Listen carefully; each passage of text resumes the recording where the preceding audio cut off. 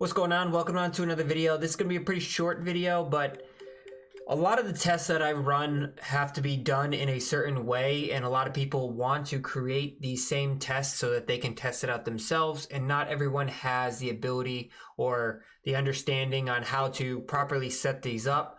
So it's going to pretty much just be how I set up my tests and how I do all of my tests. And we're just going to dive right on into it. Don't forget to like and subscribe. And let me know if you have any questions. And I'll try to go pretty slowly here. Obviously, if you're somebody who's really into the course creation, then you should know a lot of these things, or at least understand a lot of these things.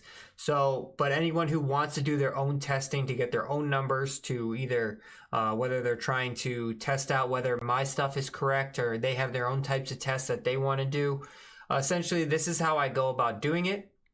And I've covered it briefly on some other videos, but we'll go through this one. For the theme, you're going to want to obviously choose something that isn't very heavily on the water. So tropical is probably not going to be your best bet because you don't really want water everywhere. I like to use countryside. That takes out pretty much most of the water. For the terrain, you're going to pretty much take everything down to 0. And you're going to want to do that simply because you're not going to want hills, you're not going to want rocks, you're just going to want flat ground. I'm going to show you how you can get that. Now, some courses, there obviously is water, so putting it down to 0 could cause you a little bit of issues, but if you pick, so like here you can see in the background, like there's a lot of like divots still in the ground. But that's because you have to go down to the layout and you have to eliminate all of the holes. If you eliminate all of the holes, then it will take all of this stuff out and you can fix the terrain. Now, like I said, we're going to fix all of this, but if you do have water level issues, then you can just like bump it up a little bit. But I highly recommend moving everything down to 0. And I'll show you how we're going to eliminate all of this next.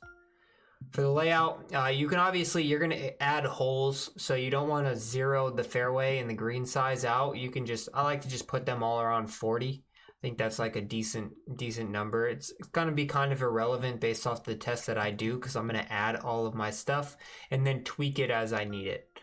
But essentially, that's how you set up your course options here. And then once you get in, you're going to zoom out as much as you possibly can. You're going to go over to sculpting, and then you're going to go to landscaping tools, and then you're going to go to landscape flatten. And you're going to go down to this big square right here, and you're going to want to make it as big as you possibly can. And you're going to try to hit this in 4 quadrants. And you're just going to, and you can raise it up if you need to raise it, but you don't want to. You want it to be as flat as possible. So you want it to be 0 out of 0. And then you're just going to hit X there. Now you can see I got a perfectly flat land. Go all the way over to the next area. And it doesn't matter if you overlap because it's still going to be flat. And then you're going to flatten that out. And then you go over here. And you're going to flatten this out. And then you go to the last quadrant and you're going to flatten that out. Now you have a perfectly flat area of land. And if you're ever just like not sure if you like miss a spot, you can go to some of the tools like the landscape raise, and if it was higher, you can figure it all out on. But this is all, you can see it eliminates the water, and you can just raise what you need here if you did need to raise it. And then after that, you're pretty much good to build whatever you need. If you want to just add a hole, say you wanted to test wind, you can just go in here, create a hole. You want to zoom in, and then in the top of the screen, you can see the numbers going up. This hole is going to be 150 yards. And zoom out to make sure it's straight. Go. Add a hole there, double tap it. Now you got a hole. And then you can obviously add some wind. I don't know which direction the wind's going to go, but say we're going to play here, and then you just play the hole. So we got flat ground. We're into just about 11 miles an hour if you wanted to fix that. So you can get into a direct wind. There we go. Go back. Now the wind's pretty much directly in our face, 11 miles an hour, 155 yards.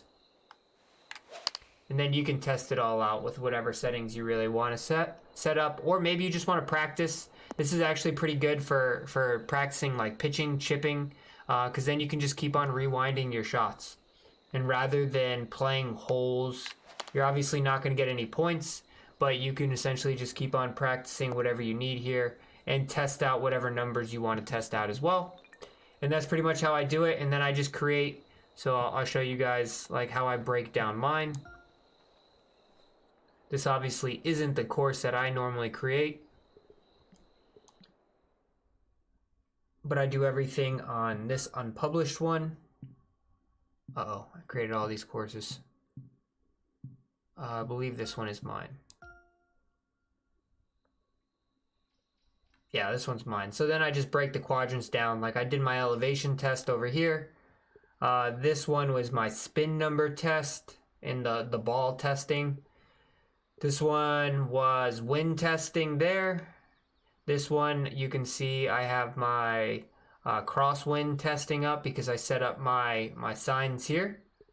And then over here, I broke down, this one was my rough testing, light rough versus heavy rough testing.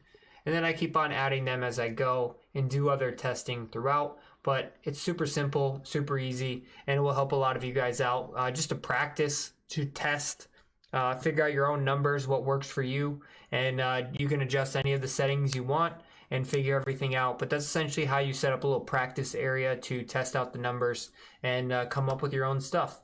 So don't forget to like and subscribe, and I hope this helps anyone who is trying to obviously create these courses to help them get better at this game. Thanks for watching. Stay tuned Wednesday for the live stream, rounds 1 and 2 for the Kinetic Tour. Catch you later.